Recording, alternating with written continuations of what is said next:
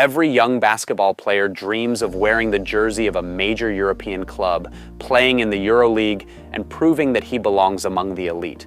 But what happens when that dream comes too early? Miikka Muurinen, a Finnish talent born in 2007, decided to tie his career to Partizan.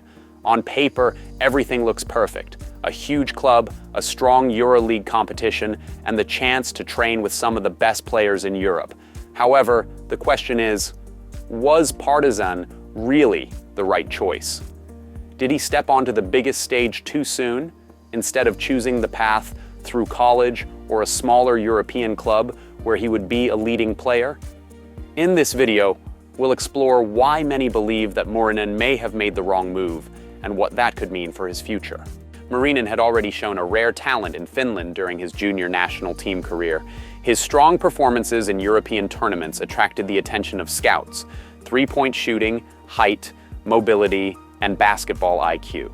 In his homeland, many saw him as a successor, or at least the shadow of Lauri Markkanen, Finland's greatest NBA star. That reputation and potential opened doors to various options, from American colleges through smaller European clubs to major teams looking for young projects. When the offer from Partizan arrived, the choice seemed natural and appealing. The Belgrade club has a rich tradition, plays in the EuroLeague every year, and is known for developing young players. Moreover, the fan support and the opportunity to train alongside proven EuroLeague stars make you feel part of something big. For Muurinen and his family, it seemed like an ideal opportunity. Working with one of the best European coaches, access to conditions rarely found elsewhere, and the chance to develop in an atmosphere that fosters pressure and a championship mentality. On paper, everything sounded like the perfect scenario. Joining Partizan brings great responsibility, but also significant risk. Muurinen is still at the very beginning of his career, and the question remains, how much playing time will he actually get? At his position, the competition is enormous, and Partizan is a club that every season chases results and relies on proven players. Bonga, Jabari Parker, Poku, Ossetkowski, and Marinkovic are all players in his positions, small forward and power forward. That is why there is a real risk that in the coming years, his role will remain minimal. Just a few minutes in the domestic league, while in the EuroLeague, it will be difficult to break into the main rotation. If that happens, his development could slow down, because without consistent game time, there is neither rhythm nor confidence.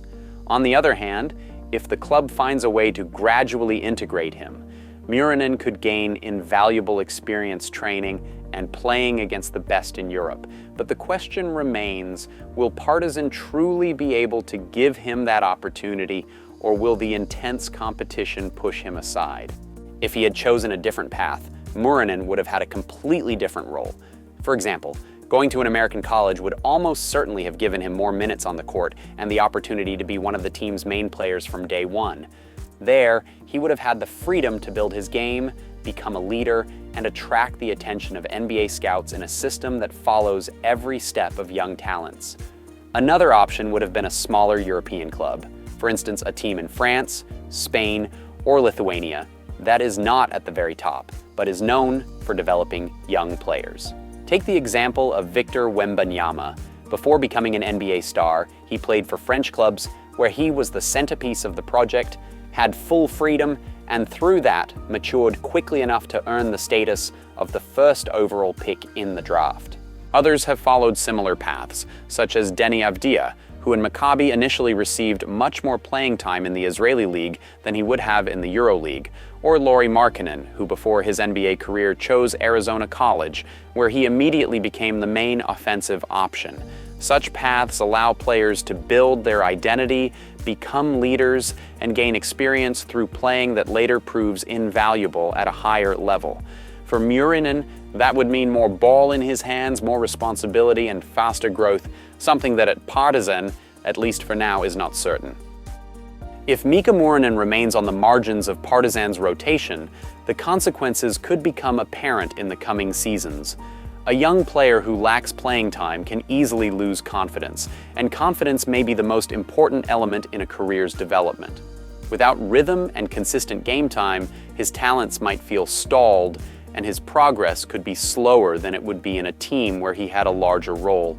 The greatest risk is that he remains in the shadow, stagnates, and is quickly surpassed by the next wave of European talents.